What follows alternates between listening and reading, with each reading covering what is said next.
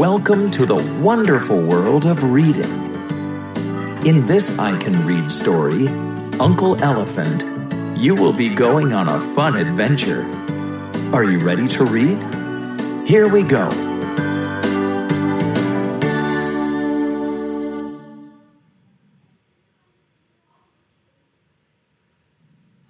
Uncle Elephant opens the door. Mother and father went for a sail in their boat. I could not go with them. I had a runny trunk and a sore throat. I went home to bed. There was a storm. The boat did not come back. Mother and father were missing at sea. I was alone.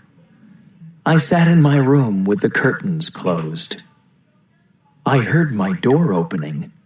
"Hello, I am your Uncle Elephant," said a voice. I looked at Uncle Elephant. "What are you staring at?" he asked. "Ah, I know. You are looking at my wrinkles." "You do have many wrinkles," I said. "Yes," said Uncle Elephant. "I have more wrinkles than a tree has leaves. I have more wrinkles than a beach has sand. I have more wrinkles than the sky has stars." "Why do you have so many wrinkles?" I asked. "Because I am old," said Uncle Elephant. "Now come out of this dark place." "Where will I go?" I asked. "Come and visit me," said Uncle Elephant. Uncle Elephant counts the poles. I sat with Uncle Elephant on the train. We shared a bag of peanuts. We looked out of the window. The country rushed past. 1, 2, 3. Oh, I missed one," said Uncle Elephant. "What are you counting?" I asked. "I am trying to count the houses as they go by," he said. 1, 2, 3, 4. "I missed one again," said Uncle Elephant. "What are you counting?" I asked. "I am trying to count the fields as they go by," he said. 1, 2, 3, 4, 5. "I missed another one," said Uncle Elephant. "What are you counting now?" I asked. "I am trying to count the telephone poles as they go by, but everything is passing too darn fast," said Uncle Elephant. Uncle Elephant was right. Everything was passing very fast. 1, 2, 3, 4, 5, 6, 7, 8, 9, and 10, said Uncle Elephant. "What are you counting this time?" I asked. "I am counting the peanut shells," said Uncle Elephant. "They are easier to count. They are all in one place. They are all sitting on your lap." The train raced along. We finished the whole bag of peanuts. There were many more shells for Uncle Elephant to count. Uncle Elephant lights a lamp. We came to Uncle Elephant's house. "We will light a lamp and have some supper," said Uncle Elephant. He took a lamp from the shelf and lit it. "Hey there," said a small voice from inside the lamp. "Did you hear that?" asked Uncle Elephant. "This lamp can talk." "It is a magic lamp," I said. "Then we can make wishes," said Uncle Elephant. "I wish for an airplane that I can fly myself," I said. "I wish for a polka dot suit with striped pants," said Uncle Elephant. "I wish for a banana split with 10 scoops of ice cream," I said. "I wish for a box filled with 100 big cigars," said Uncle Elephant. We rubbed the lamp. We sat and waited. A little spider crawled out. "I wish that you would turn off this lamp and leave me in peace," said the spider. "I live in there. It is getting hot." Uncle Elephant made the spider's wish come true. He was happy to turn off the lamp. Uncle Elephant put the lamp back on the shelf. We ate our supper by the light of the moon.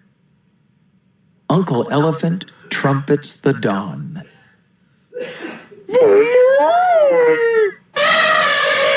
It was morning. I heard a noise outside. I ran to the window. Uncle Elephant was standing in the garden. His ears flapped in the breeze. He raised his trunk.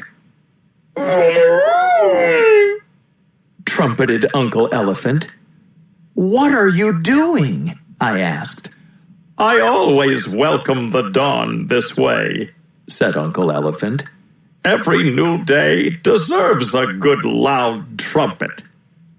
I have planted all these flowers myself.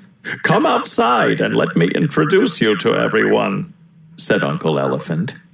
Roses, daisies, daffodils, and marigolds, I want you to meet my nephew. I bowed to the flowers. Uncle Elephant was pleased. This garden is my favorite place in the world, said Uncle Elephant. It is my own kingdom. If this is your kingdom, I said, are you a king? I suppose I am, said Uncle Elephant. If you are the king, I said, I must be the prince. Of course, said Uncle Elephant. You must be the prince. We made ourselves crowns of flowers. Uncle Elephant raised his trunk. I raised my trunk. Vroom-a-room! We were the king and the prince. We were trumpeting the dawn. Uncle Elephant feels the creaks. Uncle Elephant and I went for a walk. Ouch! Cried Uncle Elephant. What is the matter? I asked. I am feeling the creaks, said Uncle Elephant. What are the creaks? I asked. Sometimes they happen to old elephants like me, he said. My back creaks, my knees creak, my feet creak, even my trunk creaks. The creaks are quite uncomfortable. We walked slowly home. Uncle Elephant sat down carefully in his softest chair. Ah, he said. The creaks in the bottom part of me are gone. Uncle Elephant rested his head on the back of the chair. Ah, he said. The creaks in the top part of me are gone. Uncle Elephant put his legs on the footstool. Ah, he said. The creaks in my feet are gone.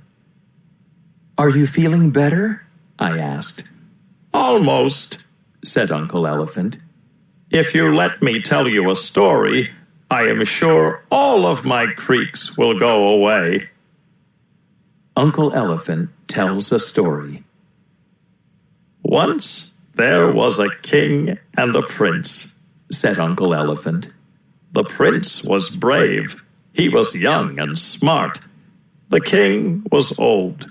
He had many wrinkles. They lived in a castle at the edge of a woods. One day, the king and the prince went for a walk. They became lost in the woods. Oh, help! Cried the king. Do not worry, said the prince. We will find our way home. Oh, help and ouch! Cried the king. I am tired. I am creaking all over. I want to go home. I want to sit in my chair. They wandered in circles for hours. They could not find their castle. A lion jumped out at them. A king and a prince, just what I want for dinner, roared the lion. He showed them his sharp teeth. The king and the prince raised their trunks. They both trumpeted as loudly as they could. The lion was so afraid that every one of his teeth popped out. He ran away. The king tried to look over the tops of the trees. "My old eyes are weak," he said. "I can't see a darn thing." "King," said the prince, "my eyes are sharp. Lift me up on your head." The king lifted the prince. The prince looked over the tops of the trees. "There it is," he cried. "I can see the tower of our castle. Now we are not lost."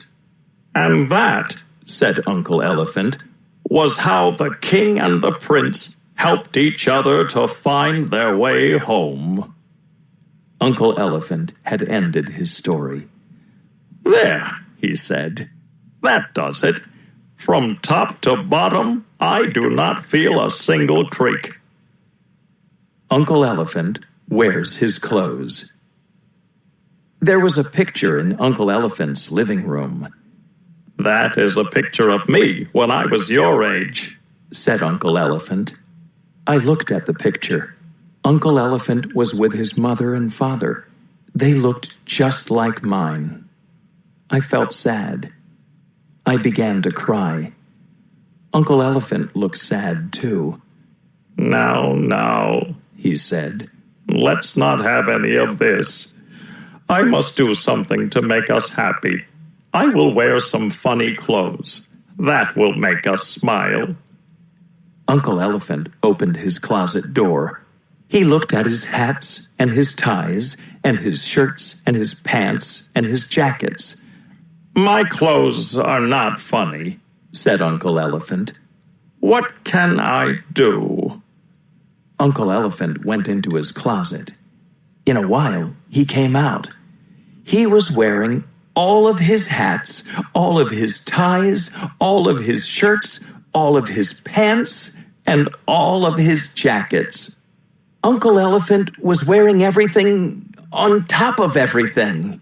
Uncle Elephant was a pile of clothes with two big ears. First I smiled, then I giggled, then I laughed. We both laughed so hard we forgot to feel sad. Uncle Elephant writes a song. "Sing a song for me," said Uncle Elephant. "I don't know any songs," I said. "Not one?" asked Uncle Elephant. "Not even one," I said. "Then I will write you a song of your own," said Uncle Elephant. He wrote the words of the song on a piece of paper. "I have a song. It's an elephant song. I will sing it whenever I please. With my trunk in a loop, I will sing while I swoop from the vines and the branches of trees. I have a song. It's an elephant song. I will sing it wherever I go. Upside down on my head, with my ears as a sled, I will sing as I slide through the snow. I have a song. It's an elephant song. I will sing it whatever I do. When I sing while I munch on my peanutty lunch, I will not miss a note as I chew. I have a song. It's an elephant song. I will sing it and never forget that of all music played, there is no better made than an uncle and nephew duet." Uncle Elephant made up a tune to go with the words. Together, we sang my song. We sang it over and over. Uncle Elephant closes the door. One day, a telegram came to Uncle Elephant's house. It was from my mother and father. They had been found and rescued. They were alive. Uncle Elephant and I danced for joy. "I must take you home at once," he said. I sat with Uncle Elephant on the train. We looked out of the window. 1, 2, 3, 4, said Uncle Elephant. Are you counting the houses? I asked. No, said Uncle Elephant. Are you counting the fields? I asked. No, said Uncle Elephant. I know, I said. You are counting the telephone poles. No, said Uncle Elephant. not this time. Mother and Father were waiting for us. I rushed into their arms. That night, after a fine dinner, I sang my song. Uncle Elephant played the piano. Before I fell asleep, Uncle Elephant came into my room. Do you want to know what I was counting on the train? He asked. Yes, I said. I was counting days, said Uncle Elephant. The days we spent together? I asked. Yes, said Uncle Elephant. They were wonderful days. They all passed too fast. We promised to see each other often. Uncle Elephant kissed me good night and closed the door.